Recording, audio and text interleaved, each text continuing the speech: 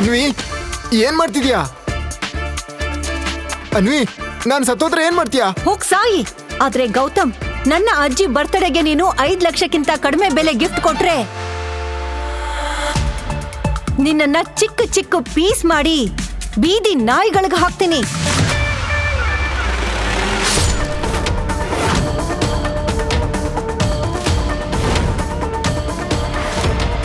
Thank god ಇವತ್ತಿಗೂ ಉಳ್ಕೊಂಡೆ. ಅನ್ವಿ ನೀನ್ tension ಮಾಡ್ಕೋಬೇಡ. ನಾನು ಯಾವ ತರ ಗಿಫ್ಟ್ ತರ್ತೀನಿ ಅಂದ್ರೆ ಅಜ್ಜಿಗೆ ಮಾತ್ರ ಅಲ್ಲ, ನೀನು ಸಹ ಅದು ನೋಡಿ ಶಾಕ್ ಆಗ್ತೀಯಾ. I promise. ಎಕ್ಸಾಕ್ಟ್ಲಿ. ಒಂದ್ ವೇಳೆ ಹಾಗಾಗಿಲ್ಲ ಅಂದ್ರೆ ಆಗ ಹಾಗೆ ಆಗುತ್ತೆ. ಬೆಟರ್.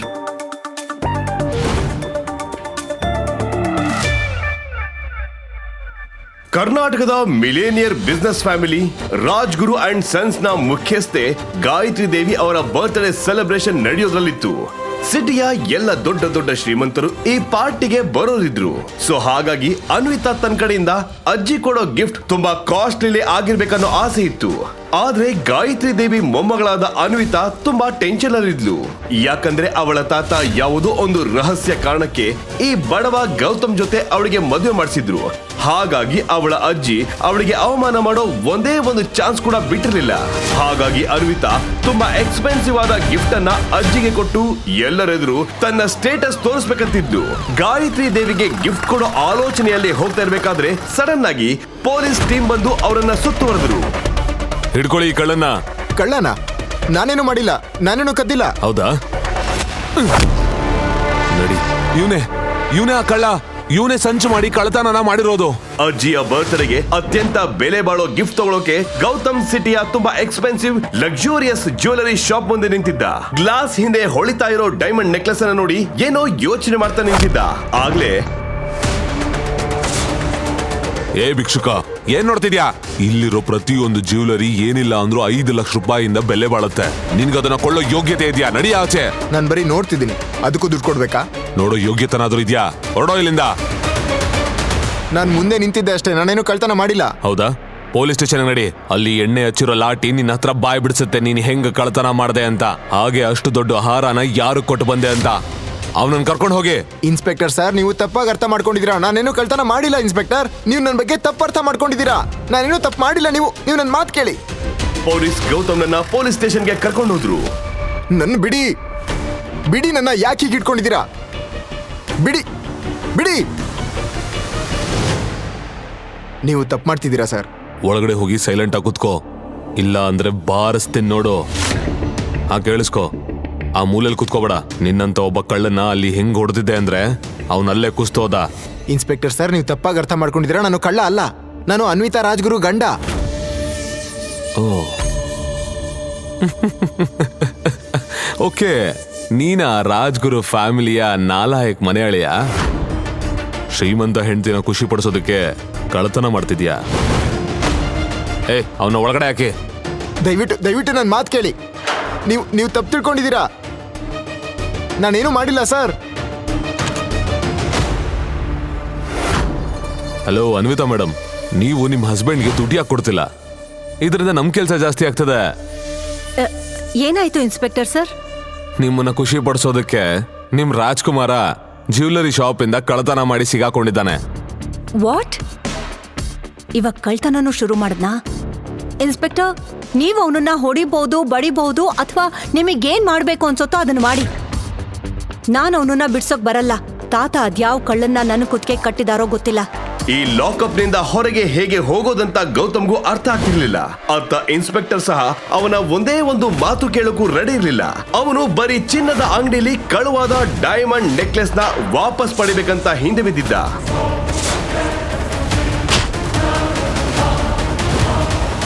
ಕಳ್ತನ ಮಾಡ್ತೀಯಾ? ಇನ್ಸ್ಪೆಕ್ಟರ್ ಒಂದು ದೊಡ್ಡ ಕೋಲ್ ತಗೊಂಡು ಗೌತಮ್ನ ಹೊಡೆಯೋಕೆ ಶುರು ಮಾಡ್ದ. ಅದೇ ಟೈಮ್ ನಲ್ಲಿ ನಿಲ್ಸು.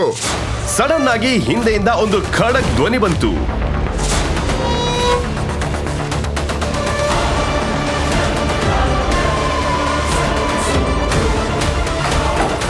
ಸರ್, ನಿಂಗೆಷ್ಟು ಧೈರ್ಯ?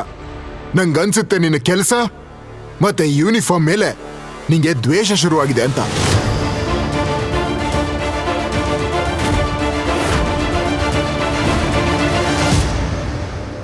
ಹುಕುಂ, ಇಲ್ಲಿ ನಿಮ್ಗೆ ಆಗಿರೋ ತೊಂದರೆಗೆ ನಾನ್ ಸಾರಿ ಕೇಳ್ತೀನಿ. ಸರ್, ನೀವೇನ್ ಮಾಡ್ತಿದ್ದೀರಾ? ಇವನು ರಾಜ್ಗುರು ಫ್ಯಾಮಿಲಿಯ ಮನೆ ಅಳಿಯ ಸರ್. ಇವನು ಮಿತ್ತಲ್ ಶಾಪ್ನಲ್ಲಿ ಡೈಮಂಡ್ ನೆಕ್ಲೆಸ್ನ ಕಳ್ತನ ಮಾಡಿ ಸಿಕ್ಬಿದ್ದಿದ್ದಾನೆ. ಅಷ್ಟೇ ಅಲ್ಲ, ಹೆಂಡತಿ ಕೂಡ ಇವನನ್ನ ಬಿಡಿಸೋದಕ್ಕೆ ಒಪ್ಲಿಲ್ಲ. Shut up. ಯಾಕೆ ಮಗನೇ, ನಿನ್ನ ಸಸ್ಪೆನ್ಷನ್ ಅಲ್ಲ, ಡೈರೆಕ್ಟ್ ಟರ್ಮಿನೇಷನ್ ಆಗುತ್ತೆ. ನಿನಗೆ ಗೊತ್ತಾ ಇಲ್ಲಿ ಯಾರನ್ನ ಕರ್ಕೊಂಡು ಬಂದಿದ್ಯಾ ಅಂತ? ಇವ್ರೇನಾದ್ರೂ ಮನ್ಸ್ ಮಾಡಿದ್ರೆ ಅಂತ 10 ಜ್ಯುವೆಲರಿ ಶಾಪ್ನ ಕೊಂಡ್ಕೊಂಡು ನನ್ನನ್ನೇ ತನ್ನ ಗಾರ್ಡ್ ಮಾಡ್ಕೋಬಹುದು. ಆಮೇಲೆ ಕಮಿಷನರ್ ತಮ್ಮ ಮೊಬೈಲ್ ನಲ್ಲಿ ಒಂದು ಮೆಸೇಜ್ ಅನ್ನ ಇನ್ಸ್ಪೆಕ್ಟರ್ಗೆ ತೋರಿಸಿದ್ರು. ಅದನ್ನ ನೋಡಿದ ತಕ್ಷಣ ಇನ್ಸ್ಪೆಕ್ಟರ್ ಮುಖ ಬೆಂಚ್ಕೊಳ್ತು. ಸರ್, ನಾನು ತಪ್ಪು ಮಾಡಿದೆ. ದಯವಿಟ್ಟು ನನ್ನನ್ನು ಕ್ಷಮಿಸಿ ಸರ್. ಸರ್, ಹುಕುಂ, ಕ್ಷಮಿಸ್ಬಿಡಿ. ಬನ್ನಿ, ನಾನು ನಿಮ್ಮನ್ನ ನಮ್ಮ ಕಾರಲ್ಲೇ ಮನೆಗೆ ಡ್ರಾಪ್ ಮಾಡ್ತೀನಿ. ಓಕೆ, ನಾನು ಮರಿತೀನಿ, ಆದರೆ ಒಂದು ಕಂಡೀಷನ್ ಮೇಲೆ. ಹುಕುಂ, ನೀವು ಸಹ ನನ್ನ ಈ ಸೀಕ್ರೆಟ್ನ ಮರಿಬೇಕು. ನನ್ನ ಈ ಸೀಕ್ರೆಟ್ ಬಗ್ಗೆ ಯಾರಿಗೂ ಗೊತ್ತಾಗಬಾರ್ದು, ಎಸ್ಪೆಷಲಿ ನನ್ನ ಹೆಂಡತಿಗೆ. ಹುಕುಂ. ಗೌತಮ್ ಹೀಗೆ ಹೇಳಿದ ತಕ್ಷಣ ಇಡೀ ಪೊಲೀಸ್ ಸ್ಟೇಷನ್ ನಲ್ಲಿ ಕೋಲಾಹಲ ಉಂಟಾಯ್ತು. ಆದ್ರೆ ಒಂದು ಪ್ರಶ್ನೆ ಕಾಡ್ತಾ ಇತ್ತು, ಗೌತಮ್ ನಿಜವಾಗ್ಲೂ ಕಳ್ಳನ ಅಥವಾ ಇಲ್ಲಿ ಏನಾದ್ರೂ ದೊಡ್ಡ ಸೀಕ್ರೆಟ್ ಅಡಗಿದ್ಯಾ? ಮತ್ತೆ ಕಮಿಷನರ್ ಯಾಕೆ ಇವನನ್ನ ಹುಕುಂ ಅಂತ ಕರೀತಾರೆ? ಮುಂದೆ ಯಾವ ತರದ ರಹಸ್ಯ ತೆರೆದುಕೊಳ್ಳುತ್ತೆ ಅಂದ್ರೆ ನಿಮಗೆ ಶಾಕ್ ಆಗುತ್ತೆ. ಗೌತಮ್ ಸ್ಟೇಷನ್ ಇಂದ ಹೊರಗೆ ಬಂದ ತಕ್ಷಣ ಅಲ್ಲಿ ಒಂದು ಲಕ್ಸುರಿ ಕಾರ್ ಬಂದು ನಿಲ್ತು. ಅದರಿಂದ ಒಬ್ಬ ವಯಸ್ಸಾದ ವ್ಯಕ್ತಿ ಇಳಿದ್ರು. ಅವರು ಗೌತಮ್ ಕೈಗೆ ಒಂದು ಚಿಕ್ಕ ಬಾಕ್ಸ್ ನ ಕೊಟ್ರು. ಗೌತಮ್ ಅರ್ಜೆಂಟ್ ಅಲ್ಲಿ ಅನ್ವಿತಾ ಅಜ್ಜಿ ಗಾಯತ್ರಿ ದೇವಿ ಅವರ ಬರ್ತ್ಡೇ ವೆನ್ಯೂಗೆ ಹೋದ. ಅನ್ವಿತಾ ಅವನನ್ನ ನೋಡಿದಾಗ ಶಾಕ್ ಆದ್ಲು.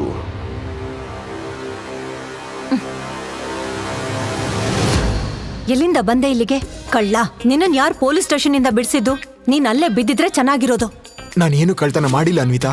ನಾನು ಜ್ಯುವೆಲರಿ ಶಾಪ್ ಮುಂದೆ ನಿಂತಿದ್ದೆ, ಪೊಲೀಸ್ ಹಿಡಿದ್ರು. ತುಂಬಾ ಕಷ್ಟಪಟ್ಟು ನಿರಪರಾಧಿ ಅಂತ ಪ್ರೂವ್ ಮಾಡಿ ಬಂದೆ. ಸರಿ ಸರಿ,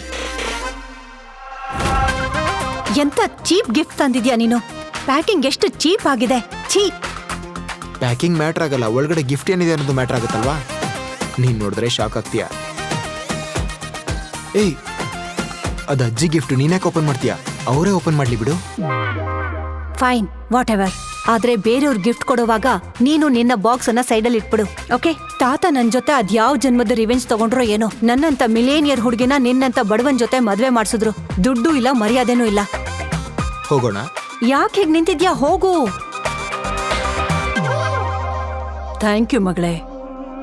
ಮತ್ತೆ ಆ ಪಾರ್ಟಿಯಲ್ಲಿ ಅನ್ವಿತಾಳ ಕಸಿನ್ ಶರಣ್ಯ ಫುಲ್ ಮಿಂಚುತ್ತಾ ಬಂದ್ಲು. ಎಕ್ಸ್ಪೆನ್ಸಿವ್ ಬ್ಲಾಕ್ ಡ್ರೆಸ್ ಹಾಕಿ ಕೈಯಲ್ಲಿ ಒಂದು ಗೋಲ್ಡನ್ ಗಿಫ್ಟ್ ಹಿಡಿದು ಬರ್ತಾ ಇದ್ದ ಹಾಗೆ ಫುಲ್ ಪಾರ್ಟಿ ಅಟೆನ್ಷನ್ ಅವಳ ಕಡೆ ಹೋಯ್ತು. ಎಲ್ಲರ ಮಧ್ಯೆಯಿಂದ ಅವಳು ನೇರವಾಗಿ ಅಜ್ಜಿ ಹತ್ರ ಹೋದ್ಲು. ಹಾಯ್ ಅಜ್ಜಿ, ಇದು ನಿಮ್ಗೆ.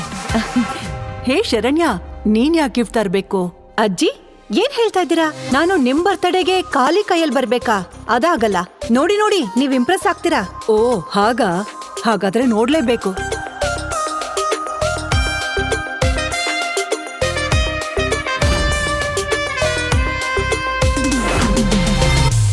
ಡೈಮಂಡ್ ಪೆಂಡೆಂಟ್, ಇಷ್ಟೊಂದು ಶೈನ್ ಡೈಮಂಡ್. ನಾನು 72 ವಯಸ್ಸಲ್ಲಿ ಇದನ್ನ ಮೊದಲನೇ ಬಾರಿಗೆ ನೋಡ್ತಿದ್ದೀನಿ. ಶರಣ್ಯ, ನೀನು ಈ ಫ್ಯಾಮಿಲಿಯ ಹೆಣ್ಣು ಮಕ್ಕಳಿಗಿಂತ ಫುಲ್ ಡಿಫ್ರೆಂಟ್, ಸೆನ್ಸಿಬಲ್ ಮತ್ತೆ ಸ್ಮಾರ್ಟರ್. ತುಂಬಾ ಬ್ಯೂಟಿಫುಲ್ ಆಗಿದೆ, ತುಂಬಾ ಚೆನ್ನಾಗಿದೆ. ಹೀಗೆ ಹೇಳಿ ಗಾಯತ್ರಿ ದೇವಿ ಅನ್ವಿತಾ ಕಡೆ ನೋಡಿದ್ರು. ಅನ್ವಿತಾ ಅವಮಾನದಲ್ಲಿ ತಲೆ ತೆಗೆಸಿದ್ಲು. ಈ ಡೈಮಂಡ್ ಪೆಂಡೆಂಟ್ ತುಂಬಾ ಎಕ್ಸ್ಪೆನ್ಸಿವ್ ಇರಬೇಕು ಅಲ್ವಾ ಶರಣ್ಯ? ಹೌದು, ಇದು 1.5 ಕೋಟಿದು. ಯಾರೋ ನಿಮ್ಗೆ ಮೋಸ ಮಾಡಿದ್ದಾರೆ ಅಂತ ಕಾಣಿಸುತ್ತೆ. 5 ಲಕ್ಷದ ಪೆಂಡೆಂಟ್ನ 1.5 ಕೋಟಿಗೆ ಸೇಲ್ ಮಾಡಿದ್ದಾರೆ. ನಾನ್ಸೆನ್ಸ್. ಅಷ್ಟಕ್ಕೂ ನಮ್ ಜೇಬಲ್ಲಿ 500 ರೂಪಾಯಿ ನೋಟ್ ಇಟ್ಕೊಂಡು ಓಡಾಡೋರು ಬೇರೆಯವ್ರಿಗೆ ಲಕ್ಷದ ಬಗ್ಗೆ ಸ್ಪೀಚ್ ಕೊಡಬಾರ್ದು. ನೀನ್ ಈ ಪಾರ್ಟಿನ ಸ್ಪಾಯ್ಲ್ ಮಾಡೋಕ್ ಬಂದಿದ್ಯಾ? ನೀನು ಯೂಸ್ಲೆಸ್. ಮತ್ತೆ ಡೈಮಂಡ್ ಬೆಲೆನ ತಪ್ಪಾಗಿ ಹೇಳಿ ನನ್ನ ಮೊಮ್ಮಗಳಿಗೆ ಎಲ್ರ ಮುಂದೆ ಅವಮಾನ ಮಾಡ್ತಿದ್ಯಾ. ಅಜ್ಜಮ್ಮ, ನೀವು ನನ್ನ ಟ್ರಸ್ಟ್ ಮಾಡಿಲ್ಲ ಅಂದ್ರೆ ಮಿಸ್ಟರ್ ಪಾರಿಕ್ ಅವ್ರನ್ನ ಕೇಳಿ. ಅವರು ಕರ್ನಾಟಕದ ಬಿಗ್ಗೆಸ್ಟ್ ಡೈಮಂಡ್ ಮರ್ಚೆಂಟ್ ಅಲ್ವಾ? ಮಿಸ್ಟರ್ ಪಾರಿಕ್,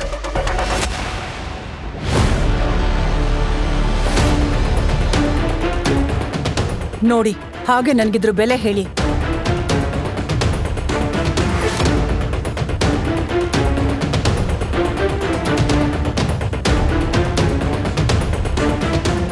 ಯಾರೋ ಫೇಕ್ ಡೈಮಂಡ್ನ ಒರಿಜಿನಲ್ ಡೈಮಂಡ್ ತರ ಸೇಲ್ ಮಾಡೋದಕ್ಕೆ ಟ್ರೈ ಮಾಡಿದ್ದಾರೆ. ನನ್ನ ಇಷ್ಟು ವರ್ಷದ ಎಕ್ಸ್ಪೀರಿಯನ್ಸು ಸುಳ್ಳು ಹೇಳಲ್ಲ. ಯಾರೋ ಶರಣ್ಯಗೆ ಮೋಸ ಮಾಡಿದ್ದಾರೆ. ಯಾರೋ ಶರಣ್ಯಗೆ ಮೋಸ ಮಾಡಿದಾರೋ ಅಥವಾ ಅವರೇ ದುಡ್ಡನ್ನ ದೊಡ್ಡ ರೀತಿಲಿ ಸ್ಪೆಂಡ್ ಮಾಡ್ತಿದ್ದಾರಾ ಅನ್ನೋದು ಶರಣ್ಯಗೆ ಮಾತ್ರ ಗೊತ್ತು. ಶರಣ್ಯ ಮ್ಯಾಮ್, ಇವಾಗ ನೀವ್ ಹೇಳ್ತೀರಾ ಇಲ್ಲ ನಾನ್ ಹೇಳ್ಬೇಕಾ? ಅಯ್ಯೋ ಮಿಸ್ಟರ್ ಪಾರಿಕ್, ನಾನೇ ಹೇಳ್ತೀನಿ.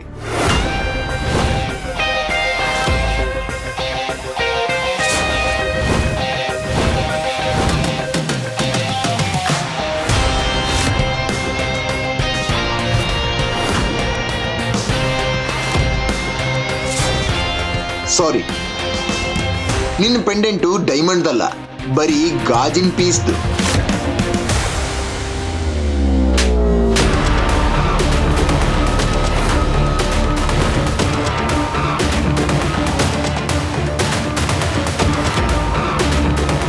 ನಿನಗೆ ಎಷ್ಟು ಧೈರ್ಯ ನನ್ನ ಮೊಮ್ಮಗಳ ಮೇಲೆ ಆಪಾದನೆ ಮಾಡ್ತೀಯಾ? ನೀನೇನು ಗಿಫ್ಟ್ ತಂದಿದ್ಯಾ ಮೊದಲು ಅದನ್ನು ಹೇಳು.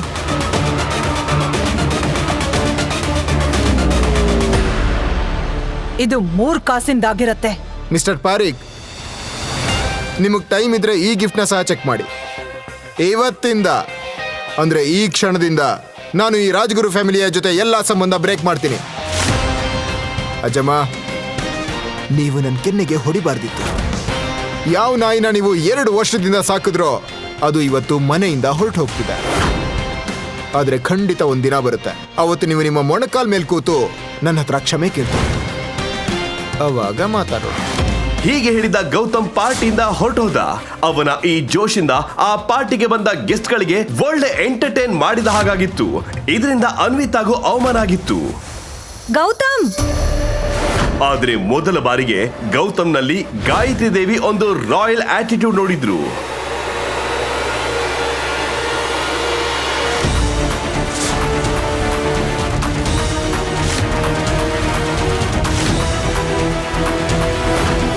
ಗೌತಮ್, ಅರೆ ಗೌತಮ್ನ ತಡಿರಿ, ಯಾರಾದ್ರೂ ಗೌತಮ್ನ ತಡಿರಿ.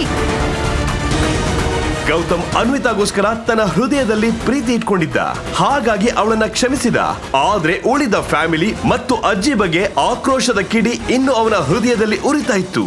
ಮಾರನೇ ದಿನ ತನ್ನ ನೋವನ್ನ ನಗುವಿನ ಹಿಂದೆ ಬಚ್ಚಿಟ್ಟು ಮತ್ತೆ ತನ್ನ ಹಳೆ ಸೈಕಲ್ ಅನ್ನ ತಗೊಂಡು ಗೌತಮ್ ಅನ್ವಿತಾಳ ಫ್ರೆಂಡ್ಸ್ ನ ಪಿಕಪ್ ಮಾಡೋಕೆ ಅಂತ ಏರ್ಪೋರ್ಟ್ಗೆ ಹೋದ. ಪ್ಲೇನ್ ಲ್ಯಾಂಡ್ ಆಗಿ 20 ನಿಮಿಷ ಆಗಿತ್ತು. ಅನ್ವಿತಾಳ 2 ಫ್ರೆಂಡ್ಸ್ ಗೌತಮ್ಗಾಗಿ ಏರ್ಪೋರ್ಟ್ ನಲ್ಲಿ ವೇಟ್ ಮಾಡ್ತಿದ್ರು. ನಿನ್ ಫ್ರೆಂಡ್ನ ಹಸ್ಬೆಂಡ್ಗೆ ಏನಾಯ್ತು? ಅವ್ನು ಇನ್ನೂ ಬಂದಿಲ್ಲ? ಐ ನೋ, ಬರ್ತಾ ಇರ್ಬೋದು. ನಿನಗ್ ಗೊತ್ತಾ, ನನ್ ಫ್ರೆಂಡ್ ಇದ್ದಾಳಲ್ಲ ಅನ್ವಿತಾ, ಅವಳು ತುಂಬಾ ರಿಚ್. ಅವಳ ಹತ್ರ ಏನಿಲ್ಲ ಅಂದ್ರೂ 12 to 15 ಕಾರ್ಗಳಿವೆ. ಇವತ್ತು ಯಾವ್ದನ್ ತರ್ಬೇಕು ಅಂತ ಅವಳಿಗೆ ಚೂಸ್ ಮಾಡಕ್ ಆಗ್ತಿಲ್ಲ ಅನ್ಸತ್ತೆ. ಅದೇ ಟೈಮ್ಗೆ ಅನ್ವಿತಾನೆ ಕ್ಯಾಬ್ ನಲ್ಲಿ ಅಲ್ಲಿ ಬಂದ್ಲು.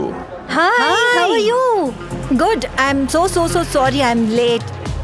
ಅದು 1 minute, I'll just call him.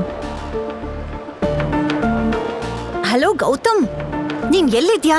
ನೀನು ನನಗಿಂತ ಮೊದ್ಲೇ ಇಲ್ಲಿ ಇರ್ಬೇಕಿತ್ತಲ್ವಾ? ಹಾ ಅನ್ವಿ, ನಾನು ಇನ್ನೇನ್ ಬಂದೆ. ಏನಾಯ್ತು? ನೀನ್ ಯಾಕೆ ಈ ತರ ಏದುಸ್ರು ಬಿಡ್ತಾ ಇದ್ಯಾ? ಹಾ ಬಂದೇ ಬಿಟ್ಟೆ. ಬೇಗ ಬಾ. Is just coming. ಬಂದ್ಬಿಟ್ಟ.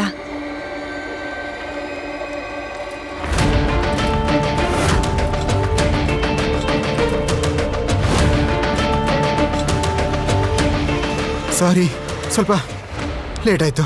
ಗೌತಮ್ನ ನೋಡಿ ಅನ್ವಿತಾ ಫ್ರೆಂಡ್ಗೆ ಒಬ್ಬ ಮನುಷ್ಯ ಏರ್ಪೋರ್ಟ್ಗೆ ಸೈಕಲ್ ಅಲ್ಲಿ ಬಂದು ಯಾರಾದ್ರೂ ಪಿಕ್ ಮಾಡ್ತಾನೆ ಅನ್ನೋದನ್ನ ನಂಬೋದಕ್ಕೆ ಆಗ್ಲಿಲ್ಲ. ಅನ್ವಿತಾ ಅಂತೂ ನಾಚಿಕೆಯಲ್ಲಿ ಮುಖ ಮುಚ್ಕೊಂಡ್ಲು. ಶ್ರೀ ಅವನಿ, ನಿನ್ನ ಈ ಬಿಕಾರಿ ಗಂಡ ಇಷ್ಟು ಹೊತ್ತು ಭಿಕ್ಷೆ ಬೇಡ್ತಾ ಇದ್ನ. ನಮ್ಮನ್ನ ಏರ್ಪೋರ್ಟ್ ಇಂದ ಪಿಕ್ ಮಾಡೋಕೆ ಈ ಡಕೋಟಾ ಸೈಕಲ್ ತಂದಿದ್ದಾನೆ. ಛೀ, ಇವನು ಅವನಿ ಹಸ್ಬೆಂಡಾ? ನಾನ್ ಇವನನ್ನ ಭಿಕ್ಷುಕ ಅನ್ಕೊಂಡಿದ್ದೆ. ಗೌತಮ್ ತನ್ನ ಅತ್ತೆ ಮನೆಗೆ ಮದುಮಗ ಆಗಿ ಬಂದಿದ್ದ. ಇದನ್ನ ನೋಡಿ ಎಲ್ರು ಬಿದ್ದು ನಕ್ಕಿದ್ರು. ಅನ್ವಿತಾಳ ಕಸಿನ್ ಶರಣ್ಯ ಅಂತೂ ಅವನನ್ನ ಆಡ್ಕೊಂಡು ನಕ್ಕಿದ್ಲು. ವಾಹ್ ಅಕ್ಕ, ನಿನ್ನ ಮದುಮಗ ಅಂತೂ ಸೈಕಲ್ ಲೆವೆಲ್. ಬೇರೆ ಮದುಮಕ್ಕಳು ಕಾರ್, ಹೆಲಿಕಾಪ್ಟರ್ ಅಲ್ಲಿ ಎಂಟ್ರಿ ಕೊಡ್ತಾರೆ. ನಿನ್ನವನು ಸೈಕಲ್ ಅಲ್ಲಿ ಬಂದಿದ್ದಾನೆ. ಅವನಿ, ಇನ್ನೂ ಟೈಮ್ ಇದೆ. ಈ ಮ್ಯಾರೇಜ್ ಇಂದ ಓಡ್ ಹೋಗು. ಇಲ್ಲ ಅಂದ್ರೆ ಇವತ್ತು ನಿನ್ನ ಫ್ಯಾಮಿಲಿ ನಿನ್ನ ನೋಡಿ ನಗ್ತಾ ಇದೆ. ನಾಳೆ ದಿನ ಇಡೀ ಸಿಟಿ ಇದನ್ನ ನೋಡ್ಕೊಂಡು ನಗತ್ತೆ. ಇಷ್ಟು ಬ್ಯೂಟಿಫುಲ್ ಮತ್ತೆ ರಿಚ್ ವೈಫ್ ನ ಹಸ್ಬೆಂಡ್ ಒಬ್ಬ ಭಿಕ್ಷುಕ ಅಂತ.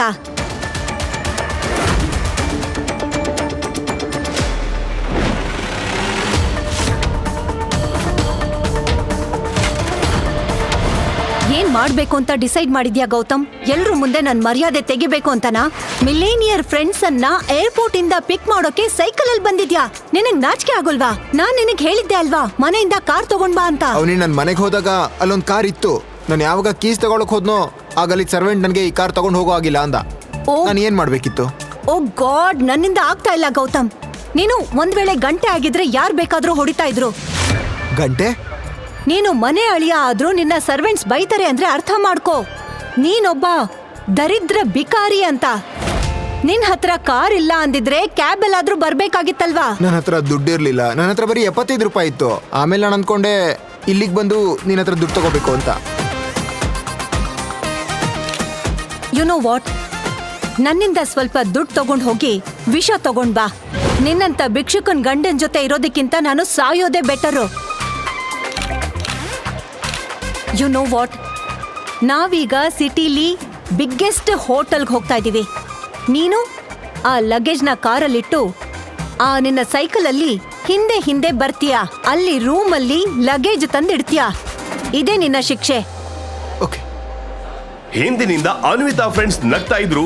ಗೌತಮ್ ಏನು ಮಾತಾಡದೆ ಎಲ್ಲಾ ಲಗೇಜ್ ಕಾರಿನ ಡಿಕ್ಕಿಗೆ ಹಾಕಿ ಸೈಲೆಂಟ್ ಆಗಿ ಅನ್ವಿತಾ ಮುಂದೆ ತಲೆ ಬಗ್ಗಿಸಿ ನಿಂತ. ನೀನು ಆ ನಿನ್ನ ಕಿತ್ತು ಹೋಗಿರೋ ಸೈಕಲ್ ತಗೊಂಡು ನಮ್ ಹಿಂದೆ ಬಾ.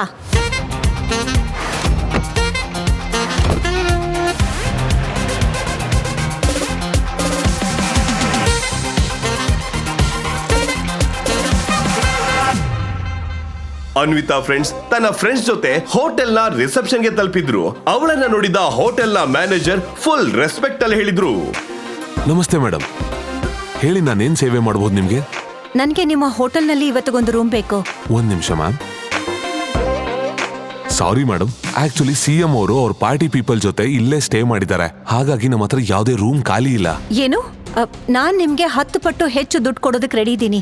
ದಯವಿಟ್ಟು ನಂಗೆ ಒಂದು ರೂಮ್ ಅರೇಂಜ್ ಮಾಡಿ. ಇವತ್ತು ಮಾತ್ರ ಅಲ್ಲ, ನೆಕ್ಸ್ಟ್ 3 ದಿನ ತನಕ ನಮ್ಮ ಹತ್ರ ಯಾವುದೇ ರೂಮ್ ಅವೈಲೇಬಲ್ ಇಲ್ಲ. ಯಾಕಂದ್ರೆ CM ಮುಂದಿನ 3 ದಿನ ಇಲ್ಲೇ ಸ್ಟೇ ಮಾಡ್ತಿದ್ದಾರೆ. ನಿಮಗ್ ಗೊತ್ತಾ ನಾನು ಯಾರು ಅಂತ? ನೋಡಿ, ನೀವ್ ಏನ್ ಬೇಕಾದ್ರೂ ಮಾಡಿ ನನ್ನ ಫ್ರೆಂಡ್ಸಿಗೆ ಒಂದು ರೂಮ್ ಅರೇಂಜ್ ಮಾಡ್ಕೊಡಿ please. I am sorry madam, ಎಲ್ಲಿವರೆಗೆ CM ಸರ್ ಇಲ್ಲೇ ಸ್ಟೇ ಮಾಡ್ತಾರೋ ಅಲ್ಲಿ ತನಕ ನಾನ್ ನಿಮ್ಗೆ ರೂಮ್ ಅರೇಂಜ್ ಮಾಡೋಕ್ಕಾಗಲ್ಲ. ದಯವಿಟ್ಟು ಬೇರೆ ಹೋಟೆಲ್ ನಲ್ಲಿ ಮ್ಯಾನೇಜ್ ಮಾಡಿ. ಏನೇ ಇದು? ನೀನ್ ಯಾವಾಗ್ಲೂ ಅನ್ವಿತಾ ಬಗ್ಗೆ ದೊಡ್ಡ ವಿಷಯ ಹೇಳ್ತಾ ಇದ್ದೆ. ಅವಳು ಈ ಸಿಟಿಯ ಬಿಗ್ಗೆಸ್ಟ್ ಫ್ಯಾಮಿಲಿ ಅವಳು ಅಂತ. ಮತ್ತೆ ಇದೇನು, ಅವಳ ಕೈಯಲ್ಲಿ ಒಂದು ರೂಮ್ ಸಹ ಅರೇಂಜ್ ಮಾಡೋಕ್ಕಾಗಲ್ಲ? ಹೌದು ಅನ್ವಿತಾ, ನಿಜವಾಗ್ಲೂ ನಾನ್ ಅಂದ್ಕೊಂಡಿದ್ದೆ ನೀನಿದ್ರೆ ಎಲ್ಲ ಸರಿಯಾಗಿರತ್ತೆ ಅಂತ. ಆದ್ರೆ ಏನಿದು? I am sorry guys, trust me, ಇದು CM ವಿಷಯ ಆಗಿಲ್ಲ ಅಂತ ಅಂದಿದ್ರೆ ನಾವು ಈ ಹೋಟೆಲ್ನಲ್ಲೇ ಸ್ಟೇ ಮಾಡ್ತಿದ್ವಿ. ಯುನೋ, ಹತ್ರದಲ್ಲೇ ಒಂದು ಡೆನ್ ಇದೆ. ಅದು ಈ ಹೋಟೆಲ್ ತರ ಇಲ್ಲ ಅಂದ್ರೂ ತುಂಬಾ ಚೆನ್ನಾಗಿದೆ. Let's go there please.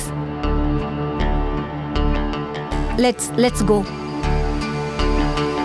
ಅವರು ಒಂದೆರಡು ಹೆಜ್ಜೆ ಮುಂದೆ ಇಟ್ಟಿದ್ರು. ಅದೇ ಟೈಮ್ಗೆ ಗೌತಮ್ ಅಲ್ಲಿಗೆ ರೀಚ್ ಆದ. ಸಾರಿ, ಲೇಟ್ ಆಯ್ತು. ಸಾರಿ, ತುಂಬಾ ಅಪ್ಪಿತ್ತು. ಸಾರಿ. ನೀವಿನ್ನು ಚೆಕ್ ಇನ್ ಮಾಡಿಲ್ವಾ? ಏನಾಯ್ತು? ಎಲ್ಲ ಓಕೆ ಅಲ್ವಾ? ಎಲ್ಲ ಓಕೆ ಆಗೋಕ್ ಹೇಗ್ ಸಾಧ್ಯ? ನನ್ನ ದಿನ ನಿನ್ನ ಮುಖ ನೋಡೋದ್ರಿಂದ ಶುರುವಾಗತ್ತೆ. ನೀನ್ ಬಂದ್ಮೇಲಿಂದ ಏನೂ ಸರಿ ಇಲ್ಲ. ನಾನು ನಿನ್ನ ಬದಲಾಗಿ ಈ ಮ್ಯಾನೇಜರ್ನ ಮದ್ವೆ ಆಗಿದ್ದಿದ್ರೆ ಏನಾದ್ರೂ ಒಂದು ಸೊಲ್ಯೂಷನ್ ಸಿಕ್ತಿತ್ತು.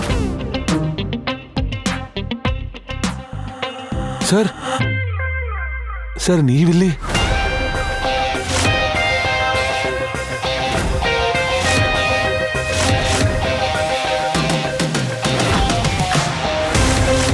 ಸರ್, ನೀವು ನಮ್ಮಂತ ಬಡವ್ರ ಹೋಟ್ಲಿಗೆ ಬಂದಿದ್ದೀರಾ? ಸರ್, ನೀವಿಲ್ಲಿಗೆ ಬಂದಿರೋದು ನಮ್ಮ ಅದೃಷ್ಟ. ಸರ್, ನೀವು ಹೇಗೋ ಬಂದಿದ್ದೀರಾ ಅಲ್ವಾ? ನಾನು ನಿಮ್ಗಾಗಿ ನಮ್ಮ ಹೋಟೆಲ್ನ ಮೋಸ್ಟ್ ಲಕ್ಸುರಿಯಸ್ ರೂಮ್ ಬುಕ್ ಮಾಡ್ತೀನಿ. ಇದೇ ನಾನ್ಸೆನ್ಸ್. ನಿಮ್ ಹತ್ರ ನೆಕ್ಸ್ಟ್ 3 ದಿನಕ್ಕೆ ಯಾವುದೇ ರೂಮ್ ಇರ್ಲಿಲ್ಲ. ಆದ್ರೆ ಈ ಬಿಕಾರಿಗೆ ಸ್ಪೆಷಲ್ ರೂಮ್. ಹೌ? ನೀವೇನ್ ಹೇಳಿದ್ರಿ? ಬಿಕಾರಿ? ನನ್ಗನ್ಸುತ್ತೆ ನಿಮ್ಗೆ ಸರ್ ಬಗ್ಗೆ ಗೊತ್ತಿಲ್ಲ. ಗೌತಮ್ ಸರ್, ನೀವು ಮ್ಯಾನೇಜರ್ ಮತ್ತೇನೋ ಹೇಳೋ ಮೊದಲೇ ಆ ನ್ಯೂಸ್ ಒಳಗೆ ಸ್ಪ್ರೆಡ್ ಆಯ್ತು. ಈ ವಿಷಯ ಗೊತ್ತಾಗ್ತಿದ್ದ ಹಾಗೆ ಓಲಗಿದ್ದ ರಾಜ್ಯದ CM ತಮ್ಮ ಉಳಿದ ಲೀಡರ್ ಜೊತೆ ಹೊರಗೆ ಬಂದ್ರು. ಆಮೇಲೆ ಆದ ಘಟನೆ ನೋಡಿ ಅನ್ವಿತಾ ಹಾಗೂ ಅವಳ ಫ್ರೆಂಡ್ಸ್ ಹೆಚ್ಚು ಕಡಿಮೆ ಪ್ರಜ್ಞೆ ತಪ್ಪೋ ಹಾಗಾದ್ರು.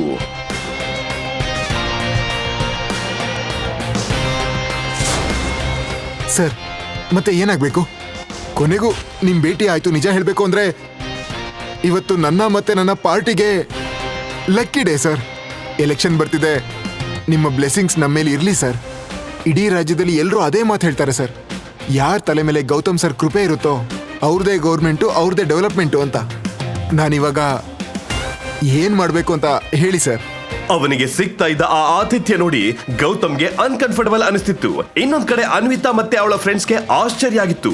ಗೌತಮ್ ಮುಂದೆ ರಾಜ್ಯದ ಚೀಫ್ ಮಿನಿಸ್ಟರ್ ಮತ್ತೆ ಸಿಟಿಯ ಬಿಗ್ಗೆಸ್ಟ್ 5 ಸ್ಟಾರ್ ನ ಹೋಟೆಲ್ ಮ್ಯಾನೇಜರ್ ಇಬ್ರು ಒಟ್ಟಿಗೆ ಕೈ ಮುಗಿದು ನಿಂತಿದ್ರು. ಆ ಟೈಮ್ ನಲ್ಲಿ ಗೌತಮ್ ಅವರ ಕಣ್ಣಲ್ಲಿ ಕಣ್ಣಿಟ್ಟು ಏನೋ ಸಿಗ್ನಲ್ ಮಾಡ್ದ. ಅದು ಗೊತ್ತಾದ ತಕ್ಷಣ ಸಿಎಂ ಟೀಮ್ ಅಲ್ಲಿಂದ ಹೊರಟೋದ್ರು. ಅವರು ಹೋದ ತಕ್ಷಣ ಗೌತಮ್ ಎಲ್ಲರಿಗೂ ಹೇಳಿದ್ರು, ಏನೋ ಹೇಳೋದಕ್ಕೆ ತಡಬಡಾಯಿಸ್ತಾ. ಈ ಹೋಟೆಲಲ್ಲಿ ಏನ್ ನಡೀತಿದೆ ನಂಗೆ ಗೊತ್ತಿಲ್ಲ. ಇವರು ನನ್ನ ಯಾವ ಗೌತಮ್ ಅಂತ ತಿಳ್ಕೊಂಡಿದಾರೋ. ಅದೇ ನಾನು ಅಂದ್ಕೊಂಡೆ, ಈ ಗೌತಮ್ ತರದ ಬಿಕಾರಿ ಹತ್ರ ಸಿಎಂ ಯಾಕೆ ಕೈ ಕುಲುಕ್ತಾ ಇದ್ದಾರೆ ಅಂತ. ಅಳಿಯಂದ್ರೆ ಅಳಿಯಂದ್ರೆ ಅಳಿಯಂದ್ರೆ ಆಗ ಅನ್ವಿತಾ ಅಜ್ಜಿ ಗಾಯತ್ರಿ ದೇವಿ ಅಲ್ಲಿಗೆ ಬಂದ್ರು. ಅವರ ಕೈಯಲ್ಲಿ ಗೌತಮ್ ಕೊಟ್ಟಿದ್ದ ಗಿಫ್ಟ್ ಇತ್ತು. ಅಳಿಯಂದ್ರೆ ದಯವಿಟ್ಟು ನನ್ನ ಕ್ಷಮಿಸಿ. ನಾನೊಂದು ದೊಡ್ಡ ತಪ್ಪು ಮಾಡಿದೆ. ಅದು ನಮ್ಮ ಮನೆಯಲ್ಲೇ ಇತ್ತು ಮತ್ತೆ ನಾನು ಅದಕ್ಕೆ ಬೆಲೆ ಕೊಡ್ಲಿಲ್ಲ. ನಿಮ್ಮ ಗಿಫ್ಟ್ ನೋಡಿದಾಗ ನನಗೆ ಅರ್ಥ ಆಯ್ತು ನಾನು ದೊಡ್ಡ ಮೂರ್ಖಳು ಅಂತ. ನಿಮ್ಮ ಗಿಫ್ಟ್ ಕೋಟಿಗಟ್ಲೆ ಬೆಲೆ ಇರೋ ವಜ್ರಕ್ಕಿಂತಲೂ ಜಾಸ್ತಿ. ನಾನು ದೊಡ್ಡ ತಪ್ಪು ಮಾಡಿದೆ, ದಯವಿಟ್ಟು ಕ್ಷಮಿಸಿ. ಅಳಿಯಂದ್ರೆ ದಯವಿಟ್ಟು ಕ್ಷಮಿಸಿ. ಅಜ್ಜಿ, ಅಲ್ಲ, ಗೌತಮ್ ನಿನ್ಗೆ ಯಾವ ನಿಧಿ ಕೊಟ್ಟಿದ್ದಾನೆ ಅಂತ ನೀವು ಈ ತರ ಓಡ್ಕೊಂಡ್ ಬಂದಿದ್ದೀರಾ? ನನಗ್ ತೋರ್ಸಿ. ಅನ್ವಿತಾ ಮತ್ತೆ ಅವಳ ಫ್ರೆಂಡ್ಸ್ ಗಿಫ್ಟ್ ಓಪನ್ ಮಾಡಿದಾಗ ಅಲ್ಲಿದ್ದವರಿಗೆ ದೊಡ್ಡ ಆಘಾತ ಆಯ್ತು. ಅಷ್ಟಕ್ಕೂ ಗೌತಮ್ ಕೊಟ್ಟ ಗಿಫ್ಟ್ ಏನು? ಗೌತಮ್ ನಿಜವಾಗ್ಲೂ ಒಬ್ಬ ದೊಡ್ಡ ಮನುಷ್ಯನ? ಹೌದು ಅನ್ನೋದಾದ್ರೆ ಅವನು ಯಾರು? ಮಾಫಿಯಾದವನ, ಪೊಲಿಟಿಷಿಯನ್, ಬಿಸ್ನೆಸ್ ಮ್ಯಾನ್, ಅಥವಾ ಎಲ್ಲಿಗಾದ್ರೂ ರಾಜನ? ಆದ್ರೆ ಅವನು ಅಷ್ಟೊಂದು ಶ್ರೀಮಂತ ಮತ್ತೆ ಶಕ್ತಿಶಾಲಿ ಆಗಿದ್ರೆ ಯಾಕೆ ಬಡವನ ಹಾಗೆ ಗುಲಾಮಗಿರಿಯ ಜೀವನ ಮಾಡ್ತಿದ್ದ? ಈಗ ಸದ್ಯಕ್ಕೆ ಇಷ್ಟೇ. ಈ ಎಲ್ಲ ಪ್ರಶ್ನೆಗಳಿಗೆ ಉತ್ತರ ಕೊಡೋಕೆ ಕೆಳಗಿರೋ ಲಿಂಕ್ ಮೇಲೆ ಕ್ಲಿಕ್ ಮಾಡಿ ಮತ್ತೆ ಪಾಕೆಟ್ ಎಫ್ಎಂ ನಲ್ಲಿ ಕೇಳಿ. ಡೇ 1 ನಿಂದಾನು ಇಡೀ ಇಂಡಿಯಾದ ಮೊದಲ ಆಯ್ಕೆ ಆಗಿರೋ ಕಥೆನ ಈಗಲೇ ಡೌನ್ಲೋಡ್ ಮಾಡಿ ಕೇಳಿ. ರಾಯಲ್ ವಾರಸ್ದಾರ ಕೇವಲ ಪಾಕೆಟ್ ಎಫ್ಎಂ ನಲ್ಲಿ.